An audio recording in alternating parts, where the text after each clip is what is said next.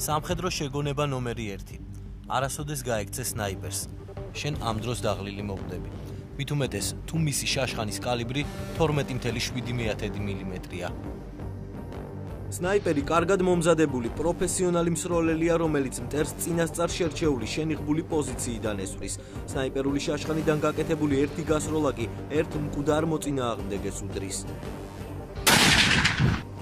ოპერაციის სპეციფიკიდან გამომდინარე სნაიპერები სხვადასხვა კლასისა და კალიბრის შაშხანას იყენებენ, თუმცა მსოფლიოს მასშტაბით ბოლო დროს განსაკუთრებული ყურადღება მსხვილ კალიბრიან, ეგრეთ წოდებულ ანტიმატერიულ შაშხანებს ეთმობა.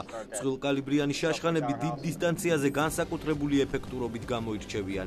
ოფიციალური მონაცემებით ბოლო პერიოდში დადასტურებული საუკეთესო შედეგები შორმანძილზე სროლაში სწორედ მსხვილ კალიბრიან შაშხანებს ეკუთვნის, რაც შეეხება უკანასკნელ რეკორდს. რამდენიმე თვის წინ ავღანეთში ავსტრალიური სპეცდანიშნულების რაზმის წევრმა ამერიკული წარმოების ბარეტ M82 A1 ტიპის ანტიმატერიული შაშხანით თალიბანის საველე მეთაურის ლიკვიდირება 2815 მეტრის სიშორეზე მოახდინა.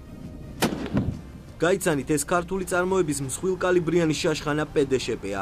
მასზე მუშაობა რამდენიმე წლის წინ დაიწყო, დღეს კი საბოლოო ვერსია ასე გამოიყურება.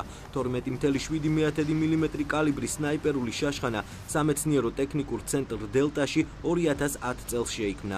მასზე გამოიყენება საბჭოთა სტანდარტის 12.7 მმ კალიბრის ვაზნები. გამოცდებისას შაშხანამ სიზუსტის საკმაოდ მაღალი მაჩვენებელი გამოავლინა. შაშხანის მჭიდში 6 ვაზნა ეტევა, მისი ეფექტურობის რადიუსი 1800-2000 მეტრია. გრძელილურით წარმოდგენილი შაშხანა არის, სროლის მანძილი გახლავთ 1800-2000 მეტრი. ასევე, როგორც თქვენ ხედავთ, არის ბულპაპის ტიპის. მჭიდში არის, შესაძლებელია ჩალაგდეს 6 ვაზნა. ასევე მას გააჩნია ზემოთ ეგრეთ წოდებული პიკატინის თამასა, რომელზეც ჩვენ შეგვიძლია დავაყენოთ როგორც ოპტიკური სამიზნე, ასევე ოპტიკური სამიზნის წინ შეგვიძლია დავაყენოთ ღამის ხედვის ხელსაწყო. წონა გახლავთ 14 კილოგრამამდე ჩალაგებული ვაზნებით. პედეშეპეს კიდევ ერთი დამოკლებული ვერსია ფართო საზოგადოებისთვის ამ დრომდე არ იყო ცნობილი. ბულპაპის სისტემის შაშხანა ცალკეული გასროლებისთვისაა გათვალისწინებული. ეფექტური სროლის რადიუსი კი 1000-1200 მეტრია. მეორე ვარიანტი გახლავთ ცალკეული სროლებისთვის, მას არ გააჩნია მჭიდი.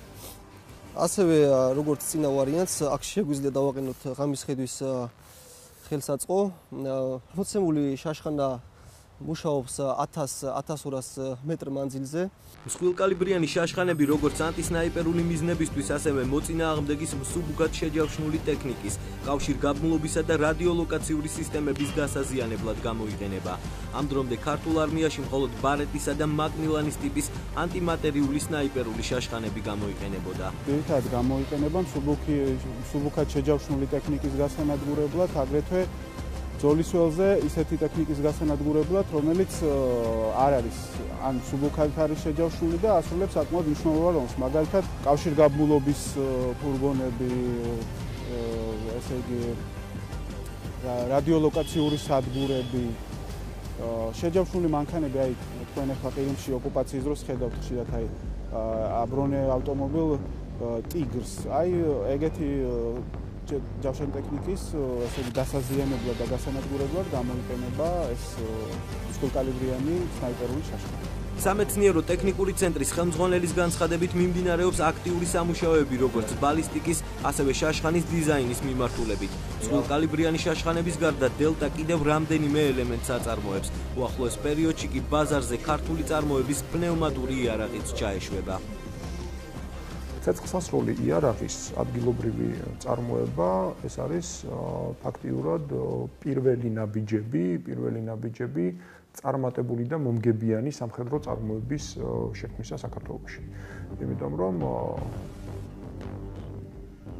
ეს არა მარტო ეროვნული სიამაყის სიმბოლოა, ესე ვთქვათ, არამედ იმ ხარჯვადი მატერიალის და იმ სტრატეგიული რესურსის ადგილობრივი წარმოებისა, როგორც არის პირადი დაცვის საშუალებები, მცირე კალიბრიანი საიერიში და თავდაცვითი საშუალებები და ასე შემდეგ.